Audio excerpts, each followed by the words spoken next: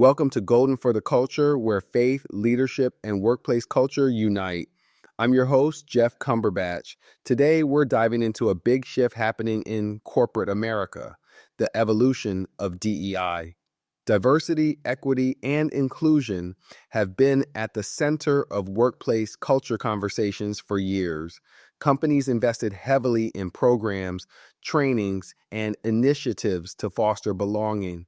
But today, many of those same companies are scaling back. So, what happens next? If DEI is changing, or in some cases disappearing, how do we ensure that the core values of belonging, inclusion, and respect don't disappear with it? This episode isn't about debating DEI's past, it's about looking forward. Because regardless of where companies stand on DEI as a program, one thing remains true: people still want to feel valued, heard, and included at work. And that means we need a new conversation on how to build cultures that last. Let's talk about what's next. Over the past few years, we've seen companies commit to DEI in big ways. Entire departments have been built around it, and millions of dollars have been invested in training and initiatives. However, we've seen a shift recently. Budgets are tightening, DEI roles are being eliminated, and some organizations are stepping away from formal DEI programs altogether. Politics drives some of this. Some of it is a natural evolution. Companies reassessing what's working and what's not. But regardless of the reason, here's what we can't afford to lose: the commitment to fostering workplaces where people feel valued and included. The question isn't whether DEI as a program survives. The question is, how do we continue building cultures of respect, inclusion, and shared values sustainably?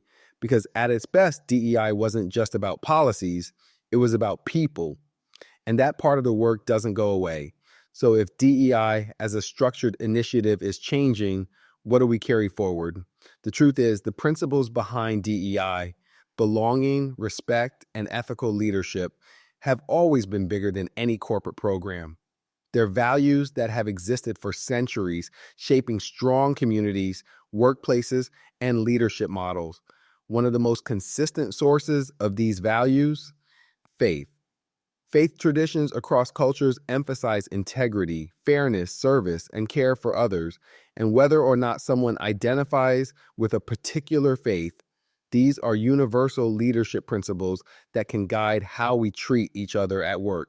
Instead of seeing DEI's evolution as a loss, what if we saw it as an opportunity to embed belonging into leadership rather than relying on training programs, a chance to build cultures where inclusion happens organically because it's a shared value, not just a corporate mandate, a way to create workplaces where people feel respected, not because of a policy, but because it's the right thing to do. This isn't about replacing DEI with faith. It's about recognizing that values-driven leadership may be the key to sustaining what DEI was meant to accomplish. So what does this look like in practice? How do companies, leaders, and employees continue fostering inclusive workplaces even as DEI programs shift?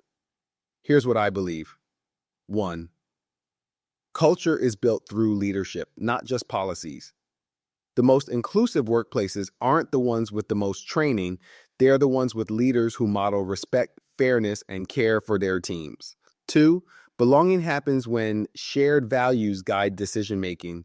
Inclusion isn't just about representation, it's about how we treat each other daily. People feel like they belong when integrity, empathy, and fairness are prioritized. 3. The best workplace cultures are built on principles that last. Policies change, budgets shift, but values-driven leadership is timeless. If organizations truly want to build workplaces where people thrive, they must focus on embedding values like respect, honesty, and service into their leadership models. These principles are found in faith traditions, ethical leadership practices, and the best workplaces worldwide. When DEI started, it responded to real needs: people wanting to feel seen, valued, and included. That need hasn't gone away. The approach may change, but the goal remains the same. This is an opportunity to create workplace cultures rooted in something deeper than policies, something that truly lasts. So, as we move into this new phase of workplace culture, let's ask the right questions. How do we build companies where people feel valued, not because of a policy, but because it's the standard? How do we foster belonging, not because it's mandated, but because it's part of who we are? How can we lead in a way that makes people feel seen, respected, and empowered no matter what happens to DEI? The answer is values driven leadership, not just corporate policies, not just training programs, but leaders who embody the principles that build trust, respect, and belonging. Faith based values, integrity, fairness, and service have sustained strong communities for generations. I believe they can sustain workplace culture too. The next era of inclusion isn't about what's being removed, it's about what we choose to build. Thanks for joining me on Golden for the Culture. If this conversation resonated with you, share it with a leader, a colleague, or anyone who cares about workplace culture. And if you're looking to build values driven leadership in your workplace, let's keep the conversation going.